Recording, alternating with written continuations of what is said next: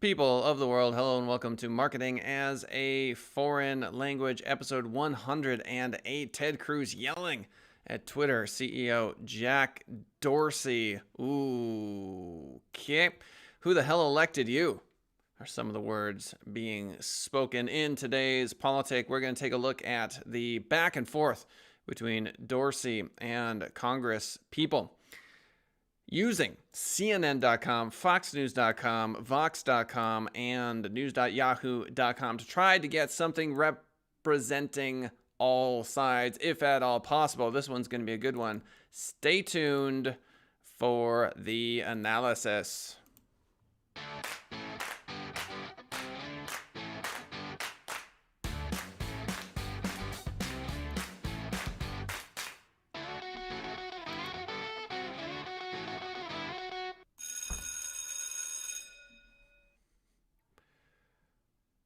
Yeah, who the hell elected you? Apparently. We're live in case you're wondering. If you have any questions or comments, just type in Marketing as Foreign Language in YouTube, and boom, here you are on the show asking whatever the heck you want to ask. Now, Senator Schatz and other Democratic senators, this from CNN.com, slammed the timing of the hearing, which comes less than a week before the U.S. election. This is bullying, and it is for electoral purposes, Schatz said. Do not let the United States Senate bully you into carrying water for those who want to spread misinformation. So there is your take on the left. Quote, conservatives push to discredit Facebook, Twitter, and Google just days before the election. They're seeing this as an election-related issue, which it obviously is. Cruz angrily, according to CNN.com, went after Twitter CEO Jack Dorsey, pressing him on the platform's decision to restrict content posted by the New York Post. He concluded by shouting at Dorsey, quote, Mr. Dorsey, who the hell elected you and put you in charge of what the media are allowed to report and what the American people are allowed to hear? And why do you persist in behaving as a Democratic super PAC, silencing views to the contrary of your political beliefs? So on the left, as far as I can tell, we're seeing this as bullying, quote, this is from Senator Schatz, and is for electoral purposes, seen as a maneuver on the right. Now let's take a look at the right. Dorsey versus Cruz is from FoxNews.com. Mr. Dorsey, who the hell elected you and put you in charge? As we just read, Dorsey claimed that this was not the case. He also denied that Twitter has the ability to influence elections, a claim that Cruz derided as absurd. I was watching videos on this morning. I think from Dorsey's perspective, the CEO of Twitter, he can simply say, oh, we're just a platform. We're just a neutral tech platform. And we simply, in our typical operations, should not be accused of influencing the election, which, I don't know. I have a hard time buying that. What we're seeing now in regards to the New York Post article is that Dorsey said that, I was hacking. We thought it was hacked. And that was sort of their go-to reasoning. Dorsey claimed that this was not the case, right? You're testifying to this committee right now that Twitter, back to the article, when it silences people, when it censors people, when it blocks political speech, that has no impact on elections. People have choice of other communication channels, Dorsey claimed. There you go. So Esther Sass in chat writes, well, if you don't like the content, can't you leave? And that is exactly what Dorsey said here. He says people have choice of other communication channels. If you don't like it, you can just go. This is not a direct quote. The quote is people have choice of other communication channels, and that is true. What I think we're seeing now is this kind of weird typically on the right, you see folks arguing for the company having its own ability to do what it wants. It's a private company. And that is true. They can do whatever they want. Twitter can simply shut down anyone that they want to shut down. Holocaust deniers, they can shut down. They can shut down white supremacists. They can shut down content that 99.9% of the population would be like, yes, totally fine. We don't care. Now, what we're seeing is some legislation through potential legislation through Section 230, which we'll talk about in a minute, in regards to how we perceive these private entities as a people. Do we see them as these neutral parties that simply can say, look, we're just a platform. Don't get angry with us. It's the users that you should fight against. Or are they liable for the content that goes out. Them being a private company, should they be responsible? If any of my employees says or does anything, or if I say or do anything in regards to Send It Rising, oh, we're liable. Oh, you bet we are. And so we can't hide behind a platform. So not if they don't hear information, Cruz shot back to the article. If you don't think you have the power to influence elections, why do you block anything?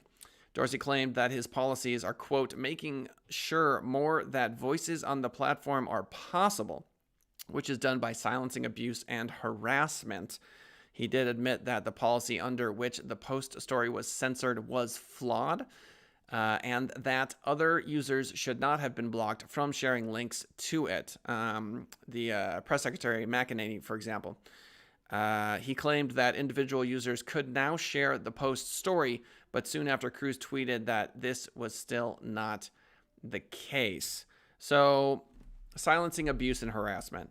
If I'm on Twitter, I was on Twitch and someone threatened to bomb my house, which is the craziest thing ever. Should the moderators at Twitch be able to log in and ban that account?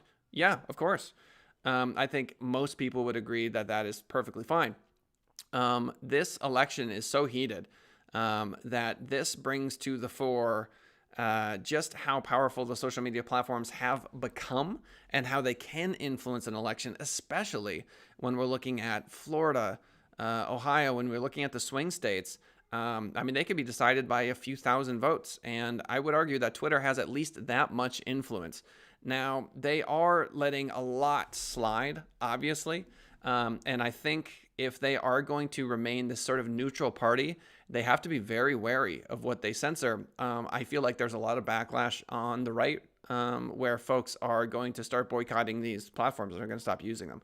And then, they would lose some of that power. You definitely have places, Reddit's a good example, very left-leaning social media platform. You could make the argument that Ben Shapiro is very popular on Twitter. There's a lot of conservative voices that get censored or demonetized on YouTube and certain channels like that. So there is a culture war going on right now. And I find it fascinating that, at least from my perspective as the owner of an internet marketing company, that these platforms that seem to be simply about connecting the world have become, for lack of a better word, biased.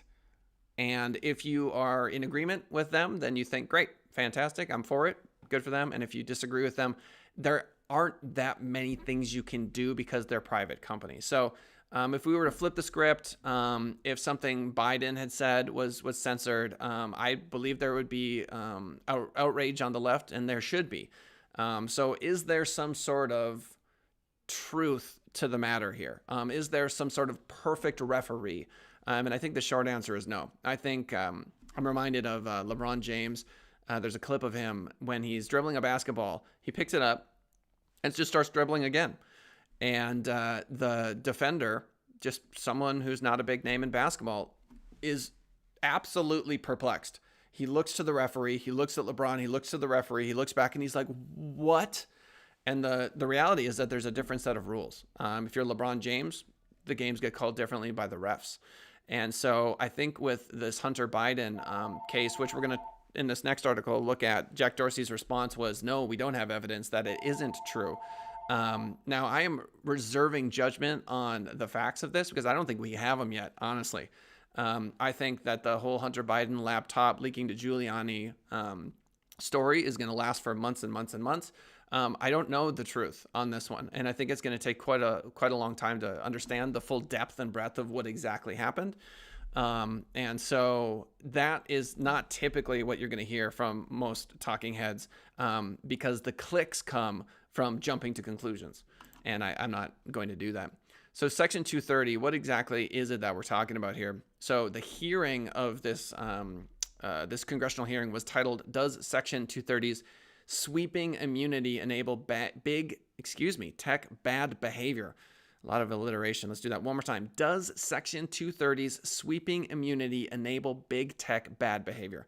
that bad behavior being to its vocal conservative opponents, social media platforms censoring political viewpoints with which they disagree. But the law is much bigger than that. Section 230 allows websites to host content from users without being liable for it. That's from Vox.com. For instance, you can sue a Twitter user for a defamatory tweet, but you can't sue Twitter itself, which kind of on its face sounds crazy, doesn't it? That you can't go after Twitter for not doing a better job of refereeing. To me, they're acting almost like government institutions, where you can't sue the government. There's a law against that. They're immune. They're just immune. Now, all of the incredible things that Twitter and Facebook, LinkedIn, YouTube have done for the world, and a lot of people are deriding them and saying that they're tearing apart the fabric of society. And I think all of us forget that if you simply turned off the internet right now, we'd all go crazy. It's basically a public utility at this point. A day without the internet is a day that I can't make money. And so to forget about all of the incredible technological advancements we've made over the last years, 10, 20 years, is crazy to me. It's simply nuts. So that being said, does Twitter, now that they've made so much money, they've become so culturally ubiquitous, do they deserve that immunity? So without immunity from lawsuits over third-party content, platforms wouldn't allow it at all. So the question is, if we were to change the law and we were to ask Twitter and Facebook to be liable for crazy content, what you would see is a massive reduction in what you could say on these platforms. And as a free speech proponent, you might make the argument that that democracy loses when that happens, that people simply aren't able to share ideas, and that is not good. So the law also allows platforms to moderate user content as they see fit without losing that immunity. So they get it both ways. They can both moderate the content because they go, all right, tell you what, we don't like this, we don't like that. It is what it is. If you're very open to the idea that it's a private company, they can do whatever they want, then they can do whatever they want. And you shouldn't be upset that they're censoring whoever they want, or if they lean in whatever direction they want to lean in. It is interesting to me that typically is a sort of conservative viewpoint, which is let the company be the company. And now, because the strongest, almost government entity like social media platforms are leaning to the left, as far as I can tell, then you have typical conservative angles or voices saying this is censorship, this is ridiculous. And so it's this sort of strange, allow the companies to do what they want, less regulation, but in this particular instance, don't censor free speech. And so this sort of this binary of yin yang, conservative, not conservative, this sort of stuff is how do I put this? It's more nuanced. Matices is the word in Spanish. There's some nuance here, and so I would hope that everyone continues to be a free thinker and looks at these items individually. So, for example, if you tend to find yourself on the right, there may be some things on the left that make sense to you, and I really think that sort of this tribalism has got to stop. Shout out to Chess Scientist. Haven't talked to you in forever. Thanks for swinging on by chat. He writes, I was actually wondering about Section 230. And so there you have it. Good to see him. My good friend, my old friend from the Twitch channel. So while Attorney General Bill Barr and several Republican legislators want to change Section 230 to require websites to be politically neutral, yeah, good luck with that. In moderation decisions, President Trump has called for an outright repeal of the law. So let's run through what that would look like. Let's say they pass legislation where Section 230 is repealed. What would that mean for Twitter? That would mean a flood of lawsuits, and perhaps even a new birth of local news as primary social media drivers. So I mean, there would be a whole new ecosystem, because Facebook would lose massive revenue, Twitter would lose massive revenue. People would probably run screaming from these platforms because the liability, I think, for Twitter and Facebook would create such a restrictive environment. It would seem almost more like public school. Does that make sense? So like Facebook and Twitter, without that immunity, are terrified of lawsuits now. And you're posting content, and if you want to post a picture of like a baby, your new baby, that should be fine, but don't say anything political. If the filters wouldn't catch something in time, boom, lawsuit. There would be an entire industry. It's almost like this. Personal injury attorneys exist because of car crashes largely in modern day society. They're basically car wreck lawyers. And when we have automated vehicles, we're going to see that particular world or discipline or profession suffer. Like there just isn't going to be as much need for personal injury attorneys in the world of the automated car. And so if this were to pass, I think Facebook and Twitter would see an absolute onslaught of a new kind of attorney, which would be the social media attorney, right? And people will go to school to be a social media attorney, and we'll see what happens there. So final article of the day here, news.yahoo.com. Senator Ron Johnson pressed Twitter CEO Jack Dorsey on his company's decision to block the spread of New York Post story that was highly critical of Democratic nominee Joe Biden's son, Hunter Biden, at a Wednesday Senate hearing. What you did, this is a quote again, with the New York Post, you don't think that censorship, that moderation policies, you don't think that influences the election by withholding what I believe is true information from the American public. Again, I'm reserving judgment on the truth of this particular story until more facts are investigated. Back to the quote, you don't think that interferes in elections? Johnson asked both Dorsey and Facebook CEO Mark Zuckerberg, who also testified before the Senate Commerce Committee. Our current moderation policies are to protect the integrity of the conversation around elections, Dorsey said. For both Mr. Zuckerberg and Mr. Dorsey, who censored New York Post stories or throttled them back, do either one of you have any evidence that the New York Post story is part of Russian disinformation or that those emails aren't authentic? Johnson said, we don't. Dorsey responded.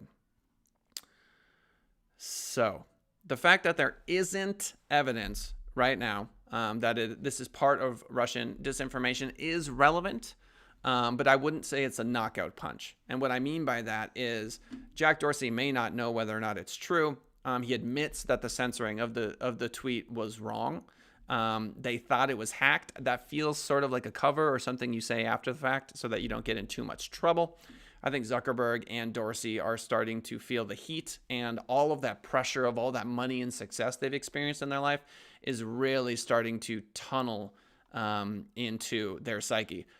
So for everyone out there that is entirely obsessed with becoming a billionaire, here we've got Dorsey with a very long beard looking, I mean, to be honest, kind of tired, kind of beat up. Can you imagine trying to withstand that kind of criticism for that amount of time?